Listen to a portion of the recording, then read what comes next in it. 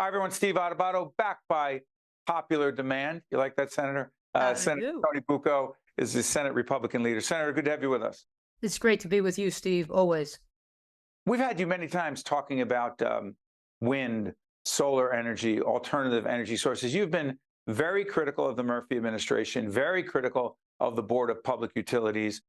And it looks like public opinion has shifted. A recent poll put out by the folks at Monmouth, respected polling organization at Monmouth University, showed that support for wind energy, offshore wind energy, has dropped dramatically. Why do you think that is?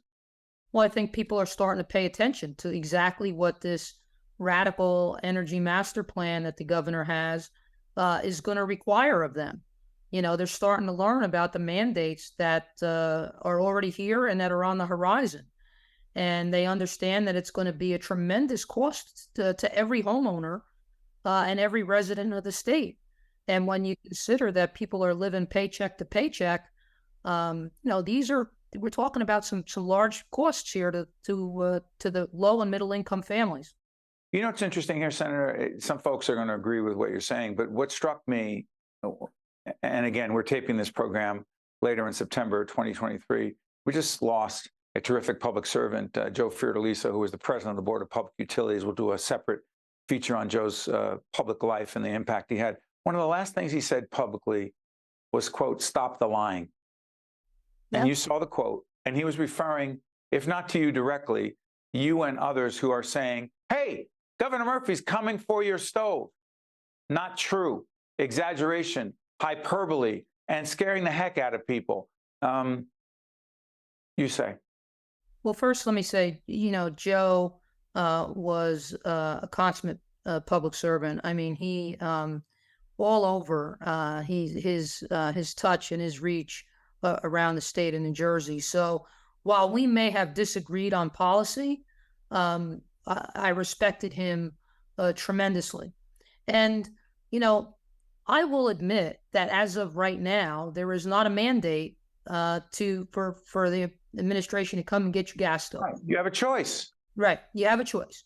But I can say this, that in order to reach their goal of 100% electrification by 2050, there's no way that it can ultimately be a choice forever. It just can't, because people will never shift from their gas appliances and their gas generators and those things. And you see the mandates now are starting to creep in. Right now, you're going to have an electric vehicle by 2035, right? That's going to be your only choice. Senator, have to? Well, you're not going to be able to purchase an electric vehicle after 2035. But you know what's tricky? That's clear. That's absolutely clear. So, and that doesn't even include having a hybrid, right? That's not included in the mix. I think what we're saying is it's too much, too fast, and we don't know what the costs are going to be. Well, then how fast, Senator? I'm sorry for interrupting, Senator. Then how fast, what pace? Because climate change is real. You're not a denier. You know it's a problem. Global warming, real. We have real issues. So if what the governor and the Board of Public Utilities is proposing under their clean energy plan, and to disclose, we have a grant from the Clean Energy Program to do public awareness around clean energy, which also means we have people on who have different points of view. That being said, well, then what pace is appropriate? Well, I think the first thing we have to do is nail down what the cost of this program is going to be to the average resident. We still don't know that, and we're still going full steam ahead. We need to know if this industry is even viable. Governor Murphy and 5 other governors in the Northeast just the other day sent a letter to Washington asking for more money. That's on the heels of Orsted saying, we're going to pause this for a year because of supply chain issues and inflation. So, by the way, make it clear, Tony, Senator, that Orsted is one of the leading corporations involved in wind energy. They're saying they're having a tough time, that the market is not what they thought it would be, that the cost is what it is. So Governor Murphy and other governors have gone to the Biden administration and say, we need federal support for this. So what's wrong with providing government subsidies to an industry to help it get off the ground if, in fact, the potential down the road is a cleaner environment? This is the problem. Somebody's got to pay for those grants. Somebody's got to pay for that money that is coming in to support these foreign corporations. And that's you and me.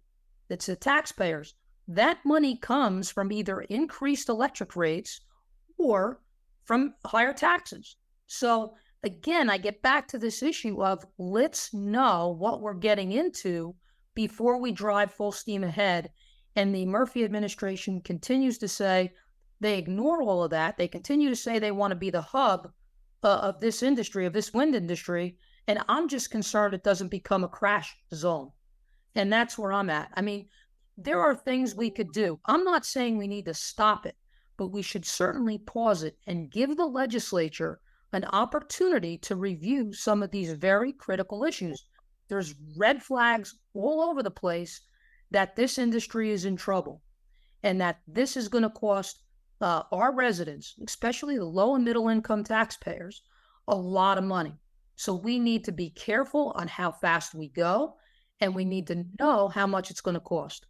Senator, before I let you go, shift gears dramatically. We have an initiative helping to educate the public around childcare. We actually are taping today. We have United States Congresswoman Mikey Sherrill talking about the federal government and federal funding of childcare initiatives around the country. And she says we're facing a childcare cliff. We're about to fall off that cliff. Translation. Well, listen, childcare. Commitment to childcare in terms of state supports. Senator Ruiz, one of your colleagues, a leader in this area. We've had her on. Check out those interviews. But from the Republican Party's perspective, where is the place for government investment, public resources going to supporting childcare centers, particularly those in the poorest areas in the state? Please, Senator.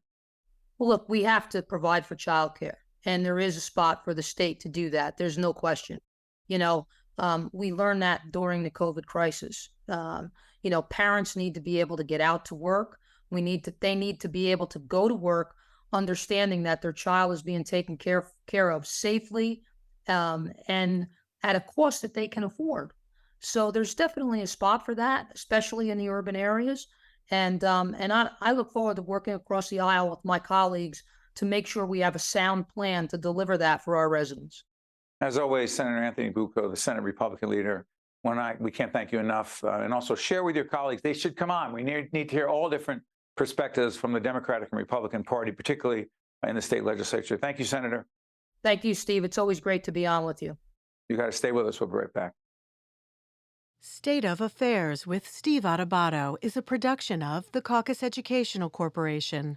Funding has been provided by Holy Name, Rowan University, IBEW Local 102, Johnson & Johnson, New Jersey Sharing Network, the Turrell Fund, supporting Reimagine Childcare, New Brunswick Development Corporation, NJM Insurance Group, Eastern Atlantic States Regional Council of Carpenters, and by these public-spirited organizations, individuals, and associations committed to informing New Jersey citizens about the important issues facing the Garden State, and by Employers Association of New Jersey.